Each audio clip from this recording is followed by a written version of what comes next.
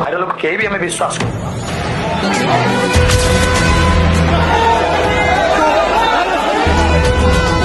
କରିସାରିଲେ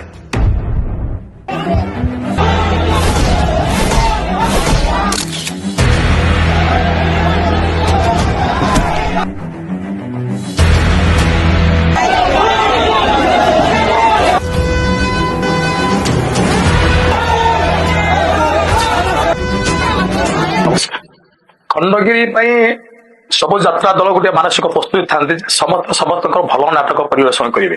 ଆମର କିନ୍ତୁ 2 ଖଣ୍ଡ ନାଟକ ଭଲ ନାଟକ ହେଇଛି। ଯେହେତୁ ଆମେ କମ୍ପିଟିସନ ଯାଉଛୁ ଆମକୁ କମ୍ପିଟେଟିଭ ହବାକୁ ପଡିବ, ତେଣୁ ଆମ ମ୍ୟାନେଜମେଣ୍ଟ ସଂସ୍ଥା, ଆମ ମାଲିକ, ଆମ କଳାକାର ସମସ୍ତେ ନିଷ୍ପତ୍ତି ନେଇଛନ୍ତି ଖଣ୍ଡଗିରିରେ ଆମେ ପ୍ରଥମେ ସ୍ୱାମୀ ପାଇଁ ପଛେ ନର୍କକୁ ଯିବୁ ସେଇ ନାଟକଟି ପରିବେଷଣ କରିବୁ।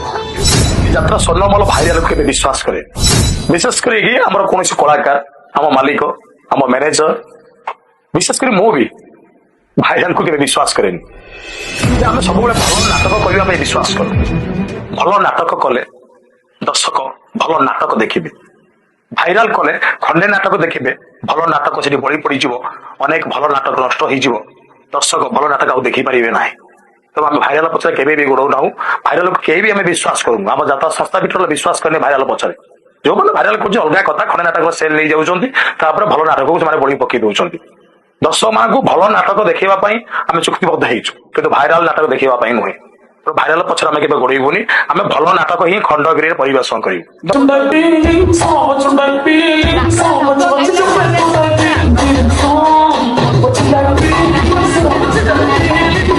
ଯାତ୍ରା ଗୋଟେ ଓଡିଆ ଘରର ଲାଜକୋଳି ବୋହୂଟିଏ।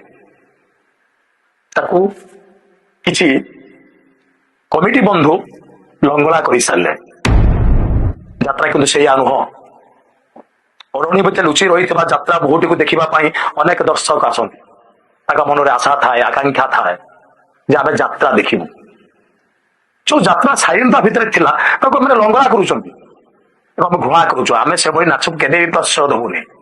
ଆମ ପାଖରେ ଯୋଉ ନାଚ ଅଛି ବିଶ୍ୱସ୍ତରୀୟ ଆମେ କରିବୁ। ତାକୁ ଯାତ୍ରାର ରେକର୍ଡିଆନ୍ସ କୁହାଯିବ ନାହିଁ। ଭଲ ଭଲ ଥିମ୍ ନେଇକି ଆମେ ସବୁ ନାଚ କରିଛୁ। ଯୋଉ ନାଟକ ସମାଜକୁ କିଛି ଶିକ୍ଷା ଦିଏ, ଦର୍ଶକଙ୍କୁ କିଛି ଶିକ୍ଷା ଦିଏ, ସେଭଳି ଶିକ୍ଷାର ବାର୍ତ୍ତା ଆମେ ଦେଇପାରିବୁ ଆମ ନାଚ ମାଧ୍ୟମରେ। ଆମେ ଲଙ୍ଗଳା ନାଚକୁ କେବେ ବି ପ୍ରଶ୍ରୟ ଦେବୁନି। ଗଙ୍ଗୁଳି ମାନଙ୍କୁ ଗୁଡେଇ ଗୁଡେଇ ପିଟିବୁ ଆମ ମଞ୍ଚରେ। ଆମ ମଞ୍ଚରେ ଲଙ୍ଗୁଳି ମାନଙ୍କ ସ୍ଥାନ ନାହିଁ। ଭୁଲ କଥା ଆଜ୍ଞା। ଧର୍ମ ଭିତରେ ଲଢେଇ, ସମ୍ପ୍ରଦାୟ ଭିତରେ ଲଢେଇ ଏଟା ଆଜି ନୁହେଁ, ଆଦିମ କାଳରୁ ଅଛି। ତାକୁ ନେଇକି ମାନେ ଯୋଉ ଇସ୍ୟୁ କରୁଛନ୍ତି ଯେ ନାଟକ ହେଲେ ଦଙ୍ଗା ସୃଷ୍ଟି ହବ, ଏଟା ଭୁଲ କଥା। କାହିଁକି ଯେତେବେଳେ ଇଏ ନାଟକ ହେଇନଥିଲା, ଓଡିଶାରେ ଦଙ୍ଗା ହେଇନି, ନା ଭାରତ ବର୍ଷରେ ଦଙ୍ଗା ହେଇନି, ନା ବିଶ୍ୱରେ ଦଙ୍ଗା ହେଇନି। ଏ ଧର୍ମୀୟ ଭାବନା, ଏ ଯୋଉ ଧର୍ମାନ୍ଧିକରଣ ଏଟା ଯୁଗ ଯୁଗରୁ ରହି ଆସିଛି। ତାକୁ ନାଟକ କରିଦେଲେ ଯେ ମାନେ ଦଙ୍ଗା ସୃଷ୍ଟି ହେଇଯିବ, ସେଟା ସମ୍ପୂର୍ଣ୍ଣ ଭୁଲ କଥା। ଆମ ନାଟକ ହଉଛି କେବଳ ଦଙ୍ଗାକାରୀକୁ ସଚେତନ କରିବା ପାଇଁ। ଯୋଉଟା ଭୁଲ ତାକୁ ଭୁଲ ପ୍ରମାଣ କରିଦିଆଯାଇଛି, ଯୋଉଟା ଠିକ ଠିକ ବୋଲି ପ୍ରମାଣ କରିଦିଆଯାଇଛି। ତେଣୁ ଏଟା କୌଣସି ଦଙ୍ଗା ସୃଷ୍ଟି କରିବା ପାଇଁ ନୁହେଁ, କେବଳ ଦଙ୍ଗାକାରୀକୁ ସଚେତନ କରିବା ପାଇଁ ଆମର ଏ ନାଟକ। ଖଣ୍ଡଗିରି ଦର୍ଶକକୁ ମୁଁ କିଛି କହିବା ପୂର୍ବରୁ ହାତ ଯୋଡ଼ି ଅନୁରୋଧ କରିବି ଯେ ଖଣ୍ଡଗିରିର ଦର୍ଶକ, ଖଣ୍ଡଗିରି ମେଳା, କୁମ୍ଭ ମେଳା ଓଡିଶା ରାଜ୍ୟ ରାଜଧାନୀର ଗୋଟେ ମେଳା। ଅଛି କୋଉଠୁ କୋଉଠୁ ଲୋକ ଆସି ଯାତ୍ରା ଦେଖିବାକୁ ଆସୁଛନ୍ତି। ଯଦି ଆମ ନାଟକର କୌଣସି ଦୃଶ୍ୟ ଆପଣଙ୍କୁ ଉତ୍ତେଜିତ କରୁଥାଏ, ସେଥିପାଇଁ ଆପଣ କୌଣସି କଳାକାରକୁ ଚେୟାର ଫୋପାଡନ୍ତୁ ନାହିଁ, ପାଣି ବୋତଲ ଫୋପାଡନ୍ତୁ ନାହିଁ, ମଞ୍ଚ ଉପରୁ ଆସି ଠିଆ ଗୁଠା ମାରନ୍ତୁ ନାହିଁ। ଭାଇ ଏଟା ହଉଛି ଆମ ପେଟ ପାଟଣା କଥା, ଜୀବନ ଜୀବିକାର କଥା। ଆମେ ପେଟ ପୋଷିବା ପାଇଁ ଏଠିକି ଆସିଛୁ। ଆମେ ନାଟକ ପରିବେଷଣ କରୁଛୁ।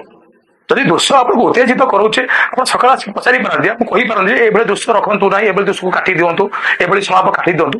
କିନ୍ତୁ କୌଣସି କଳାକାରକୁ ଚେୟାର ଫୋପାଡ଼ି, ବୋତଲ ଫୋପାଡ଼ିକି, ଠିଆ ଗୋଇଠା ମାରିକି ଆଘାତ କରନ୍ତୁ ନାହିଁ। କାରଣ ତାର ଜୀବନ ଅଛି, ତା ଜୀବିକା ଅଛି। ଖାଲି ସେ ନୁହଁ, ତା ପରିବାର ତାକୁ ଅପେକ୍ଷା କରିଛି। କିଛି ଘଟିଗଲେ ତା ପରିବାରଟା ଦୁଃଖରେ ପଡିଯିବ। ହାତ ଯୋଡ଼ି ଅନୁରୋଧ କରୁଛି, କେହି ସେମିତି କୌଣସି ଅପ୍ରୀତିକର ପରିସ୍ଥିତି ସୃଷ୍ଟି କରନ୍ତୁ ନାହିଁ। ଆଉ ଏତିକି କହିବି, ଆମେ ଭଲ ନାଟକ କରିବାକୁ ଯାଉଛୁ ଖଣ୍ଡଗିରି। ଯେ ସବୁବେଳେ ତ ଆମେ ନାଟକ କରୁ, କିନ୍ତୁ ଖଣ୍ଡଗିରି ହଉଛି ଗୋଟେ ଯୁଦ୍ଧ। ସେଇ ଭାବନା, ସେଇ ମନ ନେଇକି ଆମେ ସେ ନାଟକ ପରିବେଷଣ କରିବାକୁ ଯାଉଛୁ। ଆମ ନାଟକ ଦେଖନ୍ତୁ, ବହୁତ ଭଲ ନାଟକ ଆଜ୍ଞା। ଓଡିଶାର ଏ ବର୍ଷର ଯୋଉ ନାଟକ ଯାତ୍ରା ପାଠ ସବୁ ହେଇଛି, ମୁଁ କହିବି ସ୍ୱାମୀ ପାଇଁ ପଛେ ନରକକୁ ଯିବି ଭଲ ନାଟକ। ମୁଁ ଦେଖିବାରେ ଏ ବର୍ଷର ସ୍ୱର୍ଣ୍ଣମହଲ ଟିମ୍, ପିକଅପ୍ ଟିମ୍, ଆସନ୍ତୁ ଦେଖନ୍ତୁ ସ୍ୱର୍ଣ୍ଣମହଲ ନାଟକ, ବହୁତ ବଢିଆ ଲାଗିବ। ଖଣ୍ଡଗିରି ଆମର ହଉଛି ଫେବୃଆରୀ 12 ରୁ ଆରମ୍ଭ ହଉଛି, ଫେବୃଆରୀ 17 ତାରିଖରେ ସରୁଛି। ଫେବୃଆରୀ 12 ରୁ 17 ଆପଣମାନେ ଆସନ୍ତୁ, ସ୍ୱର୍ଣ୍ଣମହଲ ନାଟକ ଦେଖନ୍ତୁ। ସ୍ୱାମୀ ପାଇଁ ପଛେ ନରକକୁ ଯିବି। ରହୁଛି, ନମସ୍କାର।